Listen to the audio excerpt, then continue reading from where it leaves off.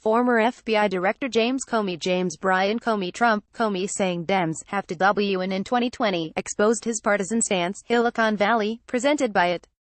McCarthy knocks Google ahead of CEO's hearing. Fox News host, Comey claiming memory lapses not fair to people with real memory problems. Moore testified to House lawmakers this week that the counterintelligence investigation into possible conspiracy between Russia and the Trump campaign began by examining 4 Americans. While Comey steadfastly denied the probe was focused on a political campaign and declined to identify who the 4 individuals are, he did note President Donald John Trump House Republicans moved to block Yemen war powers votes for rest of Congress. Trump says he's considering 10 to 12 contenders for Chief of Staff. Michael Flynn asks judge to spare him from jail time. Moore was not among them. I was briefed sometime at the end of July that the FBI had opened counterintelligence investigations of 4 individuals to see if there was a connection between any of those 4 and the Russian effort, Comey said Friday during closed-door questioning, according to a transcript of the interview released Saturday. And those 4 Americans did not include the candidate. An FBI counsel at the interview said that Comey could not reveal the individuals' identities if they are individuals that are currently being looked at or investigated as part of the Russian investigation. The revelation was one of several included in the 235-page testimony released Saturday afternoon, part of Comey's deal to testify before the House Judiciary and Oversight and Government Reform Committees behind closed doors for 6 hours Friday.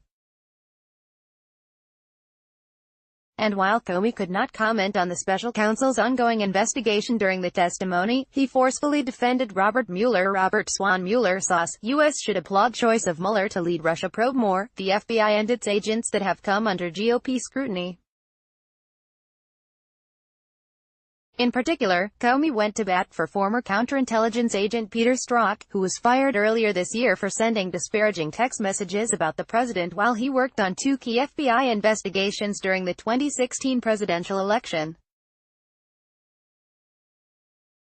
He said he saw no evidence of bias in Strzok's work on the investigation into Hillary Clinton. Diane Rodham Clinton Roger Stone challenges Dems to produce WikiLeaks evidence. Steve King asks Google CEO for names of employees to see if they're liberals. O'Rourke edges out Biden in Movion's straw poll. Moore's handling of classified materials while Secretary of State.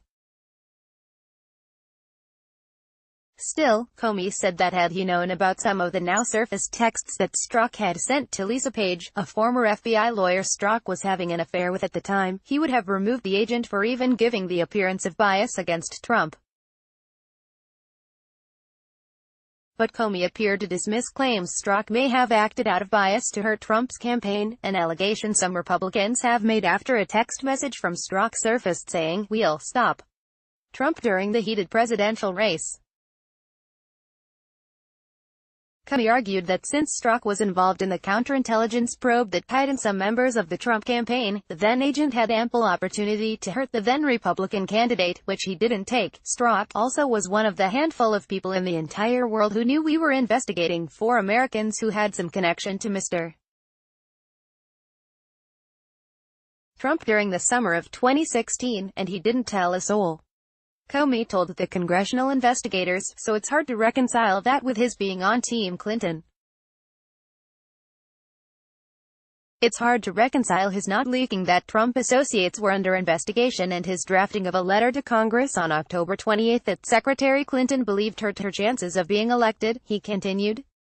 A Justice Department watchdog released a scathing report earlier this year that faulted Strzok for casting a dark cloud over the department for his text message, but Inspector General Michael Horowitz found there was no evidence political bias influenced the Clinton probe decisions or that he used his position to work against Trump.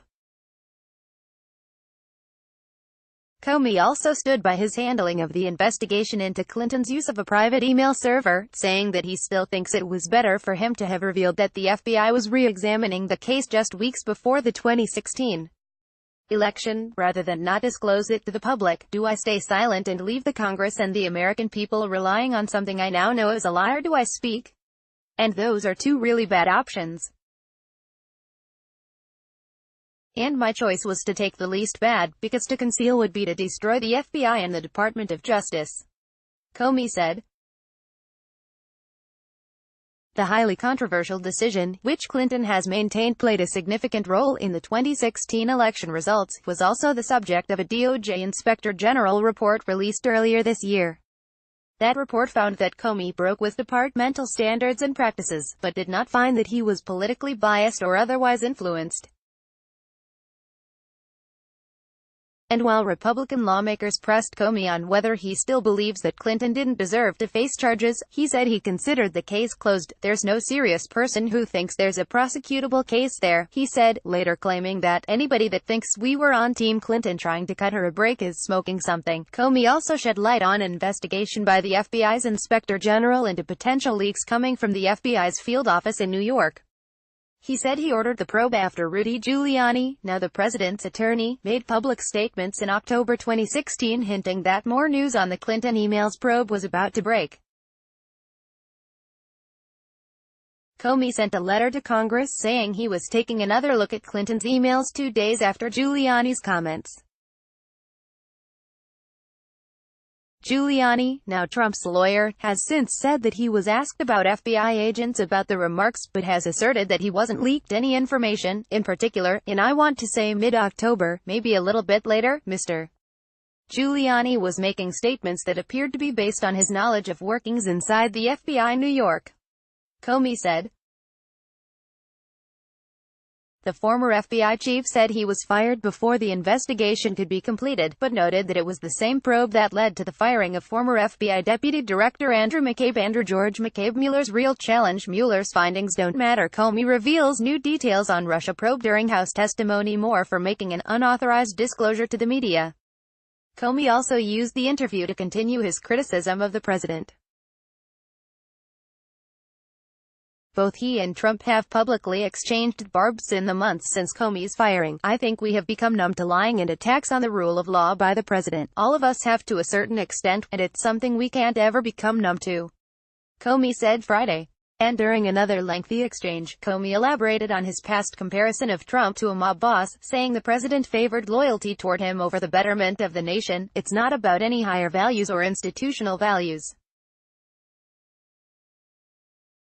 It's about how are you feeding me, the boss, how are you taking care of me, the boss," the former FBI director said.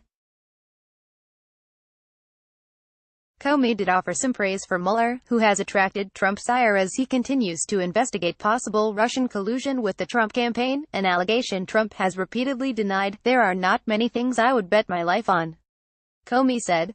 "I would bet my life that Bob Mueller will do things the right way, the way we would all want, whether we're Republicans or Democrats, the way Americans should want." Friday's interview won't be Comey's last this month. He agreed to appear before the committees again on deck